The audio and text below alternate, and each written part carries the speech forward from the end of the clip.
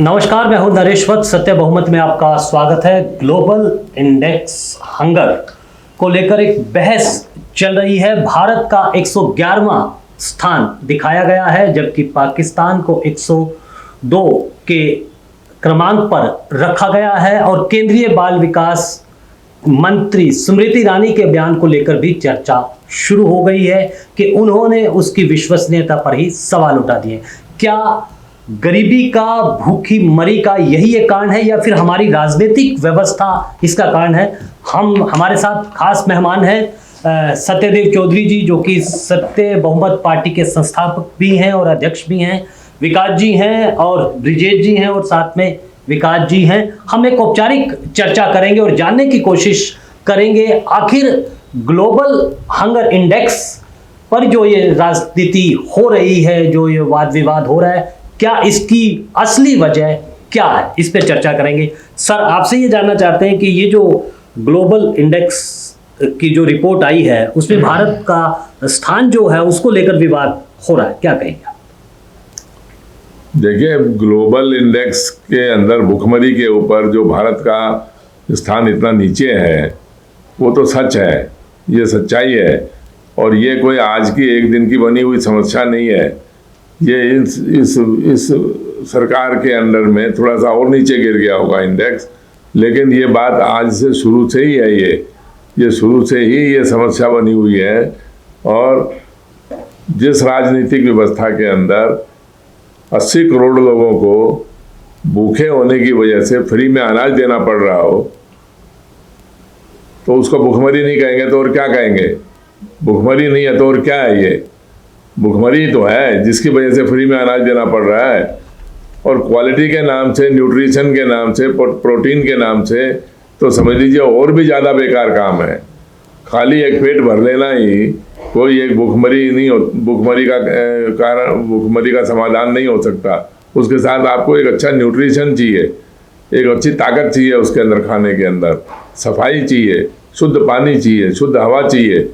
वो भी तो इसी के अंदर शामिल है, इसी बात के अंदर। लेकिन नहीं है वो।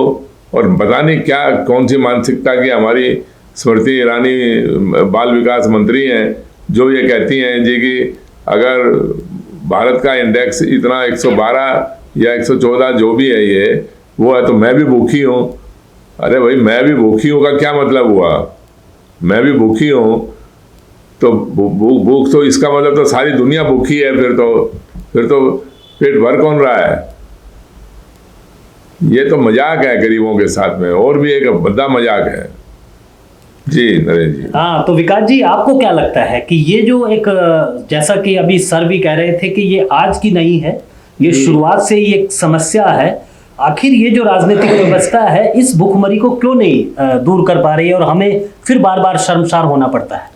देखिए नरेश जी, ये तो मैं आपको धन्यवाद देना चाहूँगा कि जो आप खबर निकाल के लाए हो भुखमरी की। ये तो किसी मेन स्ट्रीम मीडिया में नहीं दिखाई जा रही है। चुनाव भी हैं, तो मुझे लगता है कि सरकार इसको कोशिश करेगी कि ये दबा रहे। लेकिन आपको धन्यवाद देना चाहता हूँ कि ऐसी खबर आप निकाल के लाए और हम यहाँ पे चर्चा करने के लिए बैठे। वाकई बहुत शर्म की बात है कि जहाँ एक तरफ हमारे प्रधानमंत्री ताल ठोक के बोलते हैं कि भारत विश्व गुरु बनने के रास्ते पे है, और बड़ी बड़ी एक लोकतंत्र के नाम पे बड़ी बताई कि बहुत बड़ा लोकतांत्रिक देश है, हम बहुत आगे बढ़ रहे हैं। और अभी G20 का सम्मेलन हुआ, उसमें इतनी अच्छी अच्छी चीज़ें दिखाई जा रही हैं। और दूसरी तरफ अभी एक खबर ये आ रही है कि 111वें नंबर पे भारत मैल न्यूट्रिशन में और भूखमरी के श्रेणी में है। तो अपने आप में ये विरोधाभास है। पता नहीं सरकार इस आंकड़ों को, अभी आपने कहा कि स्मृति ईरानी इस आंकड़े को ही शायद इसको संदेह के घेरे में रखे हुए हैं। तो चलिए, ये तो एक अलग विषय है कि क्या कहाँ कितनी सच्चाई है। और मैं नहीं मानता हूँ कि इतने बड़े मतलब कई देशों को मिला के जब एक सर्वे किया गया है तो ये रिपोर्ट गलत होगा। लेकिन फिर भी सरकार को, और हमें भी दिखता है, हम भी कहीं भ्रमण करते हैं, दिल्ली में ही देख लीजिए, हम सड़कों के किनारे देखते हैं तो कई ऐसे भिखारी बच्चे हैं जो नंगे अधनंगे होते हैं, गरीबी में, ठंड में देखो तो ऐसे ही बिना निर्वस्त्र होते हैं और भीख मांगते हैं। तो इसमें क्या उनको नहीं दिखता? वो सड़कों से नहीं घूमती हैं, वो देश का भ्रमण नहीं करती हैं, गाँव में भी जाती हैं, चुनाव में वोट भी मांगती हैं। तो क्या उन्हें नहीं दिखाई देता? मान लेते हैं कि उनके आने से पहले ऐसी व्यवस्था हो जाती होगी, एक मास्किंग कर दी जाती होगी, उनको नहीं आने दिया जाता होगा। लेकिन आप जैसे, हम जैसे साधारण लोगों को तो दिखता ही है ना, जो हमारे बीच में है।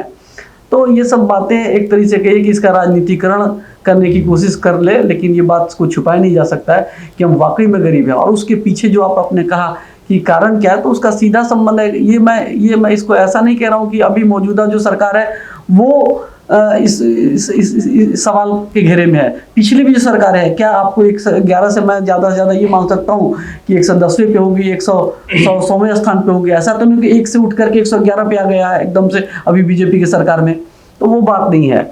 बात यह है कि हमेशा आज़ादी के बाद से आज तक हमने कोई ऐसी राजनीतिक व्यवस्था नहीं बनाई जैसे इस गरीबी, गंदगी, बीमारी, अपराध, बेरोजगारी, महंगाई से हम छुटकारा पा सके। जब तक ये सांसदों के बहुमत से ये सरकार बनाने की राजनीतिक व्यवस्था रहेगा हमारे देश में, तब तक समझिए कि ये जोड़ तोड़ी वाली राजनीति जब तक रहेगी तब तक ये कुछ नहीं हो सकता। सरकार का सारा ध्यान कैसे हम सत्ता पे काबिज हो, कैसे हम धन बल और बाहुबल का प्रयोग करके किसी भी तरीके से सत्ता में आ जाएं, ज़्यादा से ज़्यादा झूठ बोलना पड़े, ज़्यादा से ज़्यादा ये शराब, पैसे बांट, लालच दे करके थोड़े वोट अपने पक्ष में करने होते हैं और वो सत्ता पे काबिज हो जाते हैं। यही राजनीतिक व्यवस्था शुरू से चलती आ रही है। चाहे वो आप ये कहेंगे कि एक बार तो राजीव गांधी के समय काल में भी 413 या 15 सीटों के साथ सरकार आई थी, तो उसको भी मैं मानता हूँ, वो भी बहुमत नहीं है, वो लोगों ने बहुमत नहीं दिया था। वो तो समझिए कि ऐसा एक माहौल बना, एक सेंटिमेंट था और सांसद जीत गए। मैं ये कह रहा हूँ कि उस टाइम में भी ये सरकार ये चाहती तो कहती कि चलो भाई, जिसको ज्यादा वोट है सरकार वो बनाए। आप 413 सांसद क्यों गिनते हो? आप ये कहते कि भाई हमको सबसे ज्यादा वोट आया है, हम इसका बहुमत मान के सरकार बनाते हैं, ठीक है आप बनाइए सरकार। लेकिन ये राजनीतिक व्यवस्था धीरे धीरे लोगों को समझ में आ गई और इन्होंने ये कहा कि नहीं, इसमें तो जोड़ तोड़ गठजोड़ की पूरी संभावना है, खरीद फरोख्त की संभावना है, सब चीज़ इसमें ज़्यादा से ज़्यादा भ्रष्टाचार, ज़्यादा से ज़्यादा झूठ बोल के ही सत्ता पे आप आ सकते हो। तो ये इसको बदलने की ज़रूरत है। वैसे तो आपको इससे और बुरे से बुरे आंकड़े देखने को मिलेंगे और हर क्षेत्र में। तो मुझे लगता है कि इसके ऊपर लोगों को सोचना चाहिए। सत्य बहुमत पार्टी इस बात की चर्चा कर रही है, लोगों को ज़्यादा से ज़्यादा इस चर्चा को समझना चाहिए और इसके ऊपर चिंतन करके अपने बीचों में भी चर्चा करें और कोई बात इसके ऊपर अगर करके आगे बढ़ना है तो हम लोग साथ हैं, इसमें सहयोग करें। बिल्कुल ठीक आपने विकास जी, और ये जो आपने पूरा विस्तृत रूप से इस पर अपनी बात करी, और आज वक्त की आवश्यकता है कि सत्य बहुमत की राजनीति पर चर्चा होनी चाहिए, उसको लागू करना चाहिए, तभी इन समस्याओं से हम दूर हो सकते हैं, भुखमरी से निजात पा सकते हैं। चांदनी चौक एक अनूठा प्रयोग इस समय कर रहा है लोकसभा क्षेत्र, जहां पर सत्य बहुमत पार्टी के प्रत्याशी सत्यदेव चौधरी जी चुनाव मैदान में है। वो वोटों के बहुमत से सरकार बनाने के नाम पर ही जनता के जोरदार समर्थन के साथ आपके बीच है। ब्रिजेश जी, आपसे मैं जानना चाहूंगा, ये जो ग्लोबल हंगर इंडेक्स है, इसको लेकर आपसे इसकी पूरी कहानी ये जानना चाहूंगा कि जिस तरह के सवाल लगातार उठ रहे हैं, विपक्ष आरोप प्रत्यारोप कर रहा है, लेकिन इसका समाधान नहीं दे रहा है। सिर्फ एक सत्य बहुमत पार्टी है जो इसका पूरा समाधान लेकर जनता के बीच है। सबसे पहले तो मैं सत्य बहुमत के इस प्लेटफॉर्म को धन्यवाद देना चाहूँगा और अपने हमारे बीच हमारे सत्यदेव चौधरी जी हैं जो सत्य बहुमत की तरफ से इस बार लोकसभा प्रत्याशी भी बनाए, मतलब उम्मीद है कि वो लोकसभा प्रत्याशी होंगे और बदलाव का शुभारंभ करेंगे। तो मैं इनको धन्यवाद देना चाहूँगा कि इतने इम्पोर्टेंट इशूज पे इन्होंने चर्चा करना उचित समझा और चर्चा करने के लिए समय निकाला और हमारे जैसे लोगों को जोड़ा कि हंगर, भूख के बारे में चर्चा की जाए। बहुत दुख की बात है कि इस देश का केंद्रीय मंत्री है कोई, स्मृति ईरानी जी हैं, उनको बाल विकास मंत्री हैं और बाल विकास मंत्री राष्ट्रीय प्लेटफॉर्म पे, राष्ट्रीय चैनल पे आके ये बात कहती हैं कि मैं भी भूखी हूँ। और इस तरीके से उन्होंने जो भूख का मजाक उड़ाया, जो भूख गरीबों का मजाक उड़ाया, ये देश के लिए और देश की राजनीतिक व्यवस्था को दर्शाता है कि आपने देश में कैसी राजनीतिक व्यवस्था, देश के 140 करोड़ लोगों ने कैसी राजनीतिक व्यवस्था बना रखी है। मैं इस व्यवस्था पे आने से पहले एक चीज कहना चाहूंगा कि पहले एक कंफ्यूजन फैलाया जा रहा है जो स्मृति ईरानी ने कही कि ग्लोबल हंगर इंडेक्स रिपोर्ट जो है ये ऐसे ही 3000 लोगों पे बना दी गई फोन कॉल करके। मैं समझाना चाहूंगा ग्लोबल हंगर इंडेक्स कोई आज की रिपोर्ट नहीं है, इससे पहले भी रिपोर्ट आती रही है और सिलसिलेवार ढंग से, जैसे विकास जी ने कहा कि ये एक दिन में नहीं कि भारत की स्थिति आज इतनी खराब हो गई। भारत जब 1947 में आजाद हुआ तब से लेके आज तक इसकी जो राजनीतिक व्यवस्था ने ऐसे भारत को कुचक्र में धकेल के रखा, ऐसे सिस्टम में कुचक्र में धकेल के रखा, गठबंधन की ऐसी राजनीति करी कि ग्लोबल हंगर इंडेक्स में इसकी जो स्थिति थी लगातार गिरती गई।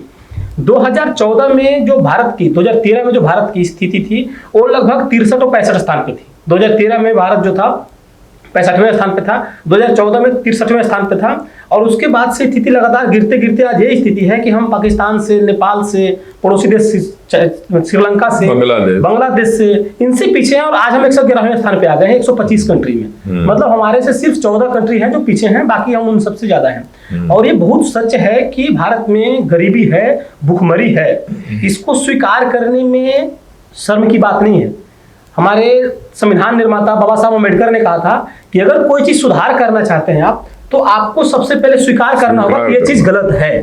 अगर आप मानेंगे ही नहीं, स्मृति ईरानी जैसा नेशनल चैनल पे जाके आप इसका मजाक उड़ा देंगे, तो उन गरीबों के मजाक है, उन बच्चों के साथ अन्याय है जो रिकेट्स की बीमारी, जो विटामिन डी की कमी से होती है, कैल्शियम की कमी से होती है, जो भारत में दूध सप्लाई होता है, दूध में भी जो मिलावट होती है धांधली कारण, उन बच्चों के साथ एक मजाक है, उनका अपमान है। और जो ग्लोबल हंगर इंडेक्स डिसाइड होता है, ग्लोबल हंगर इंडेक्स डिसाइड करने में 4 जो है फैक्टर को कंसीडर किया जाता है, जिसमें सबसे पहला है अंडर न्यूरिशमेंट, दूसरी जो है चाइल्ड स्टंटिंग, तीसरी जो है क्या बोलते हैं मोर्टालिटी, और एक हो गया चाइल्ड वेस्टिंग। तो ये टर्म्स जो है ग्लोबल हंगर इंडेक्स को डिफाइन करने के लिए इन टर्म्स पे काम किया जाता है कि चाइल्ड वेस्टिंग क्या है। चाइल्ड वेस्टिंग होगा कि आपका बच्चा तो पैदा हो गया, लेकिन उसकी जो हाइट है, जितनी हाइट बढ़ रही है उसके उतनी वेट नहीं हो रहा है। इसका मतलब उसको सफिशिएंट फूड नहीं मिल रहा है। अगर उसकी सफिशिएंट फूड होती तो उसको वजन बढ़ते उसके शरीर के। चाइल्ड स्टंटिंग क्या है? छोटे बच्चे हो रहे हैं, छोटे छोटे हाइट जो है जितनी रिक्वायर्ड हाइट होनी चाहिए एज से बहुत कम हाइट है उनकी लंबाई नहीं बढ़ रही है। इसका मतलब उसके खाने में प्रोटीन की कमी है, उसके हड्डियों में कैल्शियम की कमी है। अगर हड्डियों में कैल्शियम कमी है, प्रोटीन की कमी है, तो प्रोटीन किससे आता है? प्रोटीन सिर्फ चावल खाने से तो आएगा नहीं। बिहार एक प्रदेश है अपना, गरीबी में अभी भी पिछड़ा है, तो बिहार में अधिकांशतः जगहों पे सिर्फ चावल की खेती अधिकांशतः होती है, लेकिन प्रोटीन चावल से तो मिलती नहीं है। प्रोटीन मिलती है दलिया से, दाल से। तो दाल तो होती नहीं है। तो ये जिम्मेवारी भारत सरकार की है कि दाल सप्लाई किया जाए ताकि गरीब बच्चों में स्टंटिंग न हो, उनकी जो प्रोटीन है, प्रोटीन प्रॉपर सप्लाई हो, दूध की प्रॉपर सप्लाई हो, ताकि उनको चाइल्ड स्टंटिंग न हो, उनके हड्डियों में बीमारी न हो, कैल्शियम, प्रोटीन और फाइबर की प्रॉपर सप्लाई हो सके। तो इन सब चीजों पर दूसरी एक और मुद्दा है चाइल्ड मोर्टालिटी। स्मृति ईरानी जी को इसका मजाक उड़ाने के बजाय पहले ये चीज सोचना चाहिए था कि चाइल्ड मोर्टालिटी आज भी 2023 की रिपोर्ट है कि भारत में 1000 बच्चों का जब जन्म होता है तो उसमें से 26-27 बच्चों की मौत हो जाती है। 27 नवजात शिशुओं की मौत हो जाती है। आप इस पे चर्चा नहीं करके आप इसका मजाक उड़ा रहे हैं और आप कह रहे हैं कि भूखी है। आप किस लेवल पे भूखी हैं? अगर आप भूखी हैं तो देश के प्रधानमंत्री को शर्म आनी चाहिए, जो बोस्ट करते हैं कि हम इस देश के 80 करोड़ लोगों को राशन सप्लाई कर रहे हैं। आप क्यों नहीं स्मृति ईरानी के घर में 5 kg राशन सप्लाई कर दे रहे हैं? ये तो कर सकते हैं ना देश के प्रधानमंत्री कि भाई 5 kg राशन आप भी ले जाओ। अगर 5 kg राशन से देश के लोगों को भूखमरी दूर कर रहे हैं वो, आप समझिए 5 kg राशन से, राशन क्या चावल दे रहे हैं आप, छोटे से 1 kg शुगर दे रहे हैं, तो क्या उससे नूरिशमेंट हो जाएगी प्रॉपर? अंडर नूरिशमेंट तो बच्चे आपके रहेंगे ही। आप उसका भी मजाक उड़ा रहे हैं। तो इसका मतलब सबसे पहले स्मृति ईरानी जी को 5 kg चावल सप्लाई किया जाए। अब मैं इस बात पे आता हूं कि ये जो समस्या है, समस्या क्यों है? इस समस्या का मुख्य आधार है राजनीतिक व्यवस्था। इस राजनीतिक व्यवस्था में जैसे मैंने कहा कि कांग्रेस की जब सत्ता थी, देश में 2 विपक्षी दल हैं, एक कांग्रेस है, एक भाजपा है। जब कांग्रेस की स्थिति थी तब भी भारत की भुखमरी में स्थिति बहुत दयनीय थी, भुखमरी इंडेक्स में। और आज जब 2014 में मोदी जी ने इतनी रैलियां करके अच्छे दिन आएंगे के नारा देके लोगों को जो ठगा, जो लोगों को लूटा, उसके बावजूद इसकी स्थिति और खराब होती चली गई। इसका कारण यह है कि राजनीतिक व्यवस्था इतना करप्ट है, राजनीतिक व्यवस्था इतने भ्रष्ट है कि इसमें कोई वास्तविक मुद्दों पर चर्चा नहीं करना चाहता। और सबसे दोषी इसमें कहीं ना कहीं घूम फिर के जो जनता है, जो इस चीज को महसूस नहीं कर पा रही है कि जो हमारा वोट है, जो हम सरकार बदलने की प्रयास करते हैं, 5 साल इसको वोट दिया, 5 साल उसको वोट दिया, 5 साल मिस्टर एक्स को, 5 साल मिस्टर वाई को, जो आपके पास एक वोट का ताकत है। तो क्या मिस्टर एक्स और मिस्टर वाई में कोई डिफरेंस है? क्या मिस्टर एक्स के जो ABCD पार्टनर है और मिस्टर वाई के क ख ग घ जो पार्टनर है, क्या उन दोनों की मिली भगत नहीं है? अगर मिली भगत नहीं होती तो क ख में कूद के क्यों चला जाता है, एक्स वाई में कूद के क्यों चला आता है? जैसे उसको 50 करोड़ रुपए के ऑफर मिलते हैं, सांसद इस्तीफा दे देता है। जैसे उसको 10 करोड़ के ऑफर होते हैं, विधायक इस्तीफा दे देता है, सरकारें गिर जाती है। तो ये जो भ्रष्ट राजनीति का हिस्सा है कि किसी की सरकार नहीं चलने देनी, अगर सरकार चलने देनी तो अपनी कंडीशंस पे सरकार चलने देनी है। इस व्यवस्था में परिवर्तन करना होगा। और मुझे लगता है कि इस व्यवस्था में परिवर्तन के लिए जो सत्यदेव चौधरी जी ने जो स्टेप लिया है, जो एक सुझाव दिया है सत्य बहुमत का, कि सबसे पहले सत्य बहुमत को परिभाषित किया जाए, मैं चाहूंगा कि इस मुद्दे को रखें और हमारे नजरों में भी सत्य बहुमत ही सबसे बेहतर विकल्प है। जब तक मेजोरिटी डिफाइंड नहीं होगी तब तक सत्ता परिवर्तन वास्तविक रूप से नहीं होगा और न बिल्कुल ठीक कहा आपने विजय जी। जब तक सत्य बहुमत की राजनीतिक व्यवस्था लागू नहीं होगी, वोटों के बहुमत से सरकार नहीं बनेगी, इस तरह की समस्याएं खड़ी रहेंगी और जो केंद्रीय मंत्री हैं वो सिर्फ अपने बचाव करने के लिए कुतर्क देकर अपनी बात को कहेंगे। मेरे साथ इस समय विकास झा जी हैं, जो कि एक बहुत ही युवा हैं और स्पष्टता से अपनी बात रखते हैं। विकास जी, आपने पूरी चर्चा को सुना है, ग्लोबल हंगर इंडेक्स का लेकर है। इसको एक चीज होता है कि हमें स्वीकार करना चाहिए, जिस तरह से इस चर्चा को लेकर इसको स्वीकार न करके इसको ध्यान भटकाने की तरफ लिया जा रहा है। और अमूमन हम देख रहे हैं कि ये जो गठबंधन की राजनीति है, ये किसी समस्या का समाधान नहीं बताती बल्कि वो ध्यान भटका देती है। ये नैरेटिव एक चल पड़ा है, इस पर क्या कहेंगे? देखिए, सबसे पहले तो नरेश जी मैं आपको धन्यवाद कहूँगा और यहाँ पे जितने भी लोग हैं उन्हें भी नमस्कार कहना चाहूँगा। यहाँ पे जो आज जो डिस्कशन हो रही है जिस टॉपिक पे, तो उसमें है हंगर इंडेक्स की बात की जा रही है। तो इंडेक्स से क्या डिफाइन होता है? हम तो India as a country exist कर रही है, उसके हम एक स्वतंत्र नागरिक हैं। हम अपनी स्वेच्छा से अपनी बातों को रख सकते हैं। हम सोसाइटी में जब एग्जिस्ट कर रहे हैं तो हम सोसाइटी के पार्ट हैं और हम ये सब चीज़ें तो रोज़ देखते हैं कि कितनी यहाँ पे भुखमरी है और कितनी लाचारी है लोगों की। यहाँ पे अगर देखा जाए तो सबसे बड़ी प्रॉब्लम जो है वो सिस्टम से रिलेटेड है। लोगों की वोटों की अहमियत नहीं है। सिस्टम जो डिफाइन किया गया है कॉन्स्टिट्यूशन में, उसका जो बुनियादी ढांचा है उसमें भी एक फ्लॉज है, फॉल्ट है। सरकार बनाने का जो तरीका है वहाँ पे भी फॉल्ट है, जिसकी वजह से वोटों की अहमियत जो है वो कहीं ना कहीं कम हो गई है। तो भुखमरी तो पहले भी थी, अभी भी है। पॉपुलेशन एक्सप्लोजन हुआ है जिसकी वजह से पॉपुलेशन बढ़ा है, तो इनका नंबर्स बढ़ गया है। पहले पॉपुलेशन रेशियो जो था वो कम था, तो लोग जो आंकड़े को डिफाइन करते थे वो कम के रेशियो में आता था। अभी जो है इंडिया सबसे वर्ल्ड की लार्जेस्ट पॉपुलेटेड कंट्री है, 140 बिलियंस के आसपास जो है, 1.4 बिलियंस की है, 140 करोड़ के आसपास है। तो उसके रेशियो में पॉवर्टी और इनइक्वालिटी जो है वो बढ़ती जा रही है। तो इनइक्वालिटी क्यों बढ़ रही है? इनइक्वालिटी इसलिए बढ़ रही है कि हमारे यहाँ जो सिस्टम है वो दुरुस्त नहीं है, उसे सही किया जाना चाहिए। सिस्टम कैसे सही होगा?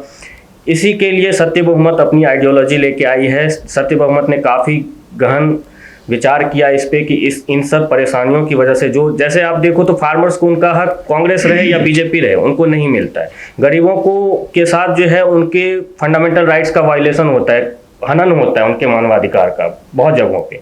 तो ये सब क्यों है? इतने सालों से, 75 सालों से जो हम देखते आ रहे हैं, तो 75 सालों से तो पार्टी भी एग्जिस्ट कर रही है, गवर्नमेंट भी एग्जिस्ट कर रही है, हमारे यहाँ कॉन्स्टिट्यूशन भी एग्जिस्ट कर रही है और मतदाता भी एग्जिस्ट कर रहे हैं। जब तक हम मतदाताओं को सशक्त नहीं बनाएंगे तब तक ये सारी प्रॉब्लम रहेगी, क्योंकि हमारे जो रिप्रेजेंटेटिव हैं वो हमारे बिहाफ पे डिसीजन लेते हैं, हम उनको इलेक्ट करके भेजते हैं और वो जो तरीका है उसमें प्रॉब्लम है। जब तक मतदाताओं के बहुमत से सरकार बननी नहीं शुरू होगी तब तक ये सारी प्रॉब्लम एग्जिस्ट करेगी।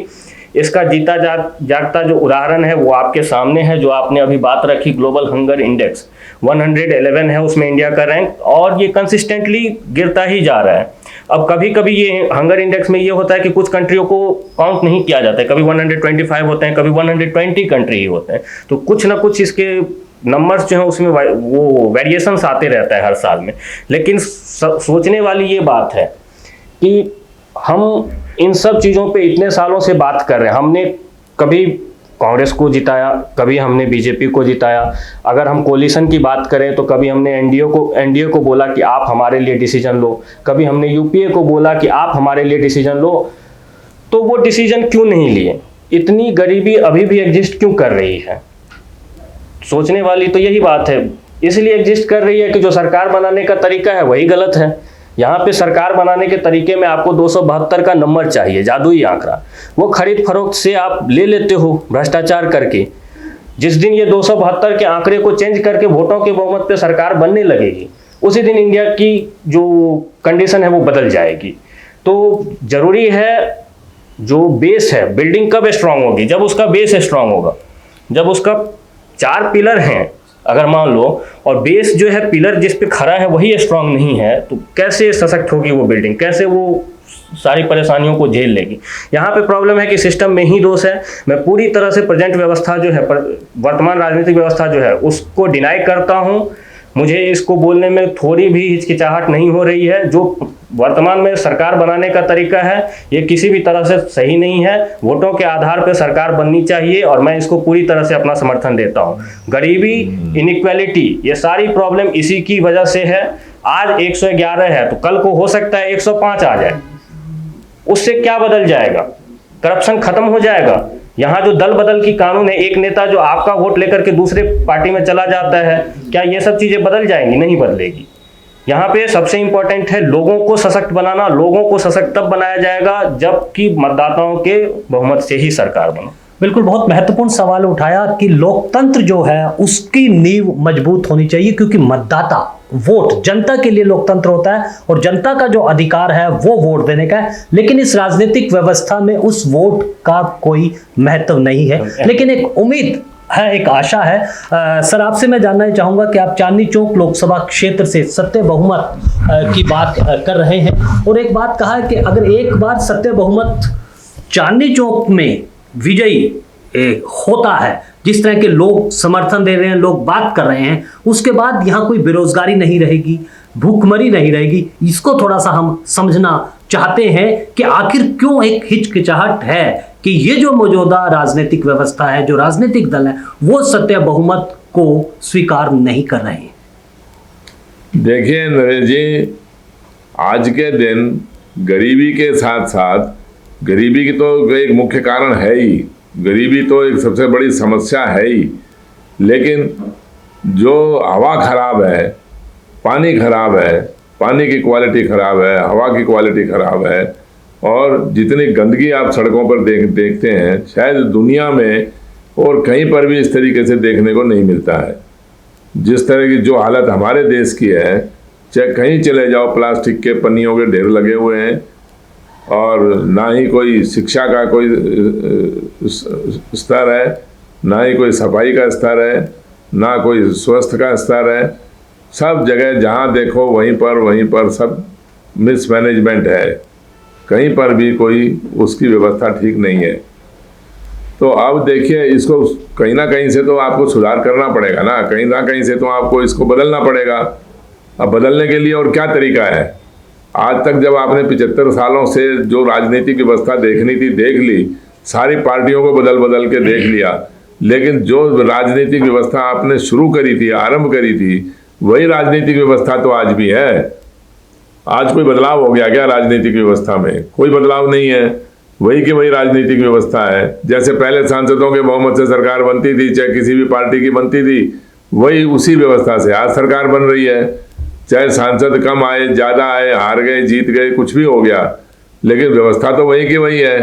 और एक दुर्भाग्य देखिए इस देश का कि जिस भी राजनीतिक व्यवस्था से सरकार बन रही है, जैसे भी बहुमत से सरकार बन रही है, उसकी एक परिभाषा तक भी क्यों नहीं बना पाते हम लोग। उसमें हमें किसने रोक रखा है? आप कहो कि जी कि नहीं हम तो गठबंधन की राजनीति से सरकार बनाएंगे, कहो जी कि नहीं हम तो विधायकों की और सांसदों की खरीद फरोख्त से सरकार बनाएंगे, कहो जी हम तो भ्रष्टाचार करेंगे तब हमारा बहुमत माना जाएगा। क्या शर्म आ रही है इस बात के अंदर? जब आप खुल्लम खुल्ला खरीद ही रहे हो तो कानून भी बना दो उसको खरीदने का, वोटों को भी खरीदने का कानून बना दो, सांसदों को खरीदने का भी कानून बना दो, और बनाओ। जितना भी भ्रष्टाचार करके सरकार बना सकते हैं उस भ्रष्टाचार से सरकार बनाइए। जब आपको इसका विकल्प नहीं मिल रहा है क्या कोई भी? भाई नेताओं को भी विकल्प नहीं मिलता इस बहुमत का और मतदाताओं को भी विकल्प नहीं मिलता। ऐसी क्या विडंबना है, ऐसी क्या व्यवस्था है, ऐसी क्या लाचारी है? हमारी तो कोई ऐसी लाचारी नहीं है। सत्य बहुमत ने देखिए बाकायदा एक बहुमत के ऊपर एक विचार किया, बहुमत क्या होना चाहिए। लोकतंत्र अगर आपने स्वीकार किया हुआ है तो उसके अंदर बहुमत मतदाताओं का, वोटरों का ही बहुमत होना चाहिए। ऐसा क्यों नहीं है? मान लो आपके पास सांसद ज़्यादा हैं लेकिन कुल वोट कम है, और दूसरे पार्टी के पास में, दूसरे राजनीतिक दल के पास में सांसद कम है लेकिन वोट उससे ज़्यादा हैं, तो आप लोकतंत्र के अंदर बहुमत किसका मानोगे? ज़्यादा सांसदों और कम वोटों का, या कम सांसदों और ज़्यादा वोटों का? लोकतंत्र के अंदर तो देखिए मेरे विचार से बिल्कुल ज़्यादा, जिसके पास ज़्यादा वोट हैं उसका बहुमत होना चाहिए। और जब ये व्यवस्था आप बदल दोगे तो आप देखना कि किस तरीके से परिवर्तन होने लगेगा। आप लेकिन लगातार हिंदू मुसलमान, हिंदू मुसलमान, हिंदू मुसलमान, मंदिर मस्जिद, मंदिर मस्जिद, मंदिर मस्जिद का ऊपर खाली जोर लगा रहे हैं। इसके अलावा और कोई भी ध्यान इनका लोगों का है ही नहीं।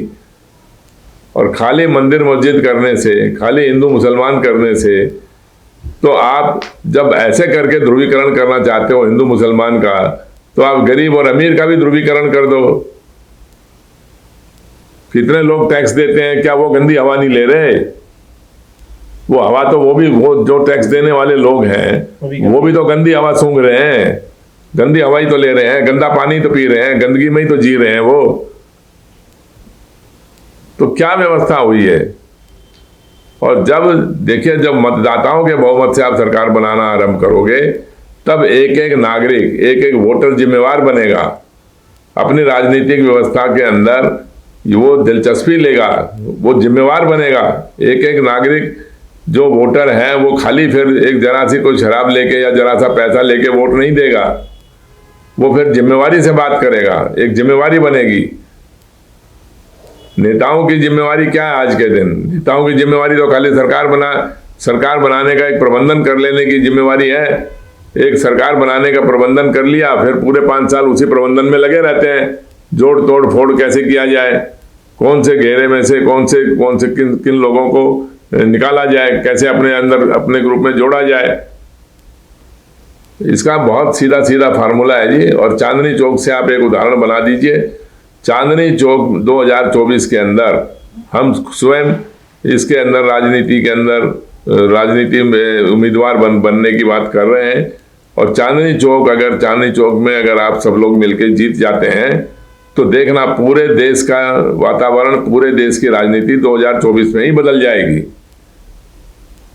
जी। ये तो हाथ कंगन को आरसी का, और इसको करके देख लीजिए।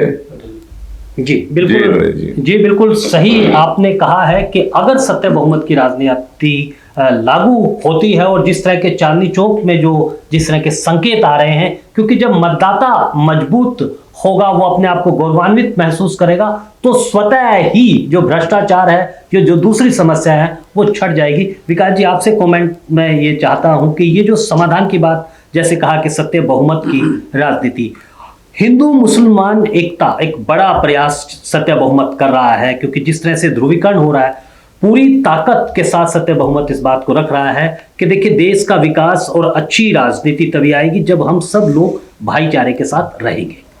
जी जी जी बिल्कुल। लेकिन नरेश जी, बात तो ये भी है ना कि जो अब मौजूदा राजनीतिक व्यवस्था में उसमें भाईचारा हो ही नहीं सकता। जहाँ एक तरफ सभी पार्टियां ध्रुवीकरण की राजनीति कर रही है, और वो कर क्यों रही है? उनको पता है कि हमें वोट चाहिए नहीं सभी का, हमें तो किसी थोड़े से वोट मिल जाएं और सांसद जीत जाए, और फिर सांसदों की गिनती करके सरकार बनानी हमें। अगर अपनी पार्टी की आ जाती हैं तो कोई बात नहीं है, दूसरी की अगर नहीं आती है तो दूसरे से ले लो, खरीद तो मंडी बना हुआ है ना ये खरीदने बेचने का। तो ये कोई लोकतंत्र थोड़ी हुआ नहीं, ये कोई चुनाव है। तो आप कह रहे हो कि भाईचारा बना रहा, भाईचारा जब ही बनेगा जब आपको वोट लेने की आवश्यकता पड़ेगी। किसी भी पार्टी को वोट लेने की आवश्यकता तो जब हो ना, जब वोटों की गिनती से हो और वोटों का बहुमत हो। वोटों का बहुमत है नहीं तो हमें वोट चाहिए क्यों ज़्यादा?